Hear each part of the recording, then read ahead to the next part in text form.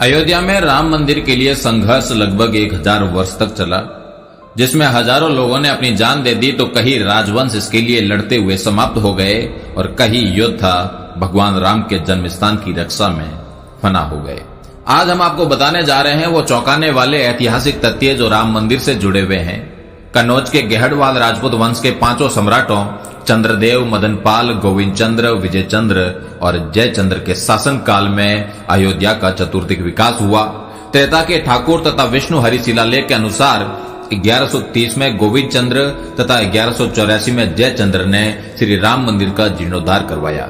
अवधवासियों के अनुसार आक्रांता से लड़ते लड़ते जयचंद्र की वीरगति के बाद हिंदुओं का सूर्य अस्त हो गया।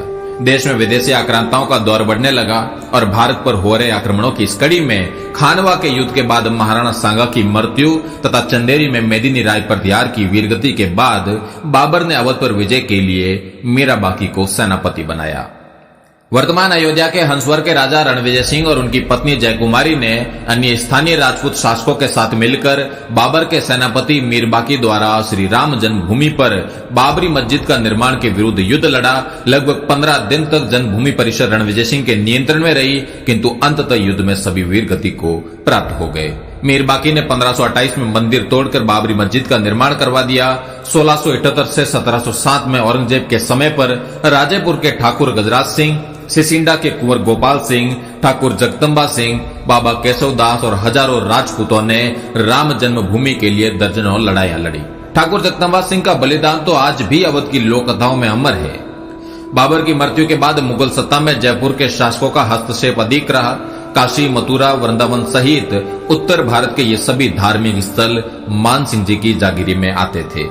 जयपुर रोयल के अभिलेखागार के अनुसार 1717 में सवाई जयसिंह द्वितीय ने सरयू नदी के किनारे श्री राम जन्म स्थान खरीदा और 1725 तक इस मंदिर का जीर्णोद्धार करवाया।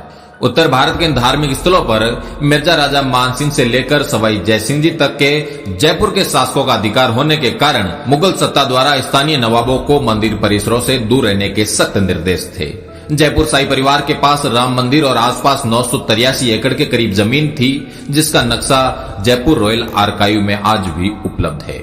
सवाई जयसिंह जी की मृत्यु के बाद यह क्षेत्र नवाबों के अधीन रहा। नवाबों के शासन में श्री राम जन्मभूमि पर पुनः मस्जिद का निर्माण होता रहा। अमेठी के राजा बंदाल गोती राजपूत वंश के गुरुदत्त सिंह और पीपरा के चंदेल राजा राजकुमार सिंह ने राम मंदिर के लिए नवाब शहादत अली खान के साथ लगातार 5 लड़ाइयां लड़ी। कालांतर में हंसवर परिवार से ही निकले मकारी के चंद्रवंशी राजा ने 1814 से 1836 के मध्य अवध के नवाब नरीरुद्दीन हैदर के विरुद्ध राम मंदिर के लिए 3 लड़ाइयां लड़ी। गोंडा के राजा देवी बख्श सिंह ने अवध क्षेत्र के सभी तालुकदारों और छोटे राज्यों को एकजुट किया और 1847 से 1857 के बीच कई लड़ाइयां लड़ी।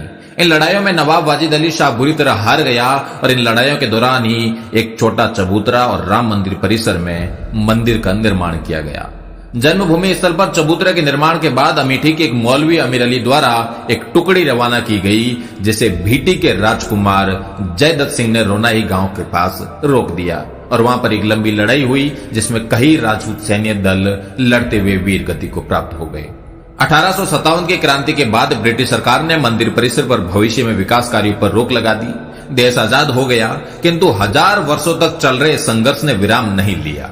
राम मंदिर आंदोलन के जनक मेवाड़ के वीरम देवोत राणावत महंत दिग्विजय नाथ जी ने इस आंदोलन को संगठनात्मक स्वरूप दिया और 1969 में अपनी समाधि से पूर्व तक अनवरत इस काम में कार्यरत रहे। उत्तर प्रदेश के तत्कालीन मुख्यमंत्री वीर बहादुर सिंह रघुवंशी ने 1 फरवरी 1986 में पहली बार राम मंदिर के ताले खुलवाए। 1949 में केंद्र तथा राज्य सरकार पर विवादित ढांचे से प्रभु श्री राम की मूर्ति हटाने का दबाव था। उस समय फैजाबाद के सिटी मजिस्ट्रेट ठाकुर गुरुदत्त सिंह ने मूर्ति नहीं हटने दी। फलस्वरूप उन्हें अपनी नौकरी से हाथ धोना पड़ा। निर्मोही अखाड़े के संतों के बाद शायद अशोक सिंघल पहले प्रमुख हिंदू नेता है जिन्होंने स्वीकार किया कि ठाकुर गुरुदत्त सिंह के योगदान ने राम जन्मभूमि के इतिहास की दिशा बदल दी और राम जन्मभूमि पर नियंत्रण के लिए हिंदू संघर्ष की समय रेखा में एक मील का पत्थर स्थापित किया। विवादित ढांचा गिराया गया और आज हम देखते हैं कि महंत दिग्विजय नाथ जी की भावी पीढ़ी योगी आदित्यनाथ जी के तप परिश्रम के फलस्वरूप प्रभु श्री राम के मंदिर की प्राण प्रतिष्ठा होने जा रही है। लगभग 1 सहस्त्र वर्ष के क्षत्रियों के संघर्ष के बाद आज क्षत्रियों को कौन सा स्थान प्राप्त है, इसका आप स्वयं मूल्यांकन करें। रामो राजमणि ही सदा विजयते, अर्थात राजाओं में श्रेष्ठ श्री राम सदा विजय को प्राप्त करते हैं। आज 500 वर्ष के पश्चात विजय हुई है प्रभु श्री राम की, विजय हुई है सनातन धर्म की, विजय हुई है राम भक्तों के समर्पण की। इतिहास साक्षी है। कितनी संस्कृति आई और चली गई, परंतु इस संस्कृति की मिट्टी की बात ही कुछ न्यारी है, क्योंकि यहाँ त्याग है, बलिदान है, यहाँ सेवा है, समर्पण है और भारतीय संत परंपरा का पुरुषार्थ और प्रार्थना है। आज मैं आपको एक ऐसे संत के बारे में बताने जा रहा हूं जो राम जन्मभूमि के आंदोलन के महत्व की आधारशिला थे। वे संत पुरुष थे BAPS स्वामीनारायण संस्था के आध्यात्मिक गुरु परम पूज्य प्रमुख स्वामी महाराज। इस महापुरुष ने राम जन्मभूमि के कार्य में सम्मिलित संतों महंतों के साथ अनेकों बार राम लल्ला के भव्य मंदिर निर्माण हेतु विचार विमर्श किया है। हमारे परम श्रद्धेय श्री प्रमुख स्वामी जी महाराज भी परिवार के कल्याण से लेकर के समाज के कल्याण, लोक कल्याण को लेकर और अध्यात्म की दिशा में भी उसी प्रकार से लोगों को प्रवृत्ति और उन्मुख कर रहे हैं। साथ ही साथ अभी राम जन्मभूमि के विषय में चर्चा चली। उनके हृदय में बड़ी वेदना है और पीड़ा है कि भगवान राम की जहाँ जन्मभूमि है, इतिहास साक्षी है और लाखों वर्ष की जहाँ परंपरा है, तो इस प्रकार से भगवान राम की पावन जन्मभूमि पर मंदिर का निर्माण हो, ये स्वामी जी की हृदय की अभिलाषा है। और राम जन्मभूमि का कार्य अवश्यम भावी हो। देश में रहते हैं स्वामी जी महाराज, विदेश में रहते हैं, तो राम जन्मभूमि के मंदिर के निर्माण के लिए वे कृत संकल्प हैं और भगवान से प्रार्थना करते हैं और जितनी विघ्न बाधाएं भगवान उनको दूर करेंगे और निश्चित ही राम मंदिर का निर्माण होगा। स्वामी जी उसी संकल्प की पूर्ति में उनका दृढ़ संकल्प और उनका मनोभाव प्रकट होता है। इसलिए लगता है 1986 के आसपास ही रामानंदाचार्य स्वामी शिव रामाचार्य की अध्यक्षता में श्री राम जन्मभूमि न्यास का गठन हुआ। 1 फरवरी 1989 को प्रयागराज में निश्चित हुआ कि राष्ट्र के प्रत्येक गांव और मंदिरों में रामशिला के पूजन का कार्यक्रम आयोजित होगा। इसी उपलक्ष्य में राम मंदिर के आयोजकों ने पूज्य प्रमुख स्वामी जी महाराज से विनती की कि राम मंदिर की प्रथम शिला का पूजन आपके हाथों से हो, जिससे इस महाप्रकल्प में सफलता प्राप्त हो। इसी विनती का स्वीकार कर परम पूज्य प्रमुख स्वामी महाराज ने 16 अगस्त 1989 को रक्षाबंधन के दिन कर्णावती में सर्वप्रथम रामशिला का पूजन किया था। वेदोक्त मंत्रोच्चार से पूजित इस प्रथम शिला को कार्यकर्ताओं को अर्पित करके कहा था कि आप सभी ने जो कार्य किया है उसमें भगवान जरूर सहाय करेंगे। और उस समय शिला पूजन का ये राष्ट्रव्यापी आंदोलन संपूर्ण सफल रहा था। न केवल एक आंदोलन अपितु समयांतर पर होने वाले ऐसे प्रत्येक आंदोलनों में परम पूज्य प्रमुख स्वामी महाराज ने अपनी भावांजलि एवं सेवाएं अर्पित की है। 30 अक्टूबर 1990 के दिन फिर एक बार इतिहास ने करवट बदली। पुनः सारे राम भक्त मंदिर निर्माण हेतु राम जन्मभूमि पर जाने वाले थे। उस समय पूज्य प्रमुख स्वामी महाराज लंदन में विराजमान थे।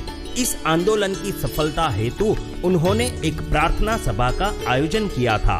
उस सभा में उन्होंने अपनी भावोर्मियों को अर्पित करते हुए कहा था, એમનું રામાયણ છે પણ આજે આપણે બધા જ વાંચીએ છીએ, બધાને એ પ્રિય છે અને એ પ્રમાણ ગ્રંથ બની ગયું છે। એ રામ બધાના જ હતા અને રામ પોતાના છે ને એ વસ્તુ સાચી છે, સત્ય કહે છે। ભગવાન શ્રીજી મહારાજ સાક્ષાત એ પણ રામ જન્મભૂમિના દર્શન કરવા દરરોજ જતા કનકભૂમિ ને હનુમાનગઢી બધે। આપણું બધાનું જ છે, દરેકે દરેક આની અંદર અસ્મિતા આપણી હોવી જોઈએ કે આપણા જ ઈષ્ટદેવ છે। હિન્દુ સનાતન ધર્મ वैदिक धर्म एक ज वस्तु बनी जाए छे। 1993 का वो दिन जब राम मंदिर के मुख्य सूत्रधार माननीय अशोक सिंघल जी परम पूज्य प्रमुख स्वामी महाराज के आशीर्वाद प्राप्त करने हेतु पधारे थे, तब पूज्य प्रमुख स्वामी महाराज ने कहा था, अब तो वहाँ राम लल्ला ही बैठेंगे, सब ठीक हो जाएगा। भगवान के घर देर है अंधेर नहीं, विजय तो सत्य की ही होती है और राम मंदिर के निर्माण हेतु हम नित्य प्रार्थना करते हैं। वर्षों से प्रार्थना करते ऐसे संत पुरुष एवं करोड़ों लोगों की प्रभु श्री राम पर अतीव आस्था के कारण से 9 नवंबर 2019 के दिन राम जन्मभूमि के पक्ष में एक ऐतिहासिक निर्णय आया। तब पूरा भारतवर्ष आनंद से झूम उठा। उस समय परम पूज्य प्रमुख स्वामी महाराज के अनुगामी परम पूज्य महंत स्वामी महाराज ने प्रसन्नता व्यक्त करते हुए कहा कि समग्र विश्व के समक्ष एकता, संवादिता और परस्पर आदर का श्रेष्ठ उदाहरण प्रस्थापित हुआ है। हम इस गौरव को बढ़ाए, ऐसा नम्र अनुरोध है। परम पूज्य प्रमुख स्वामी महाराज और महंत स्वामी महाराज ने सनातन धर्म के उत्थान के लिए सदैव तत्पर रह के कार्य किया है। राम मंदिर के कोषाध्यक्ष पूज्य गोविंद देव गिरी जी महाराज ने अमेरिका में न्यू जर्सी स्थित बने भव्य स्वामी नारायण अक्षरधाम में भगवान श्री रामचंद्र जी की भव्य मूर्ति की प्रतिष्ठा विधि के पश्चात अपनी भावांजलि को प्रवाहित करते हुए कहा था। ऐसा लगता है कि परम पूज्य श्री महंत जी महाराज ये चाहते हैं कि यहाँ पर मैं राम प्रतिष्ठा के, अयोध्या की अत्यंत भव्य दिव्य राम प्रतिष्ठा के उस महान कार्य का मंगलाचरण मैं यहाँ पर कर लूं। सांप्रत समय में समूची अयोध्या प्रभु श्री राम के स्वागत में सज रही है। पृथ्वी के इतिहास में वो ऐतिहासिक क्षण आ गई है। 22 जनवरी 2024 को करोड़ों हिंदुओं की तपश्चर्या सफल होगी, क्योंकि मेरे राम लल्ला 500 वर्ष के बाद अयोध्या में पुनः प्रस्थापित हो रहे हैं। मर्यादा पुरुषोत्तम प्रभु श्री राम जी की जन्मभूमि अयोध्या में नव प्रतिष्ठित यह मंदिर अनेकों लोगों की आस्था का केंद्र बनेगा। समग्र विश्व की धरोहर का बेनमुन प्रकल्प बनेगा। भारत भूमि के तीर्थों का महातीर्थ बनेगा। जय श्री राम, जय सनातन धर्म।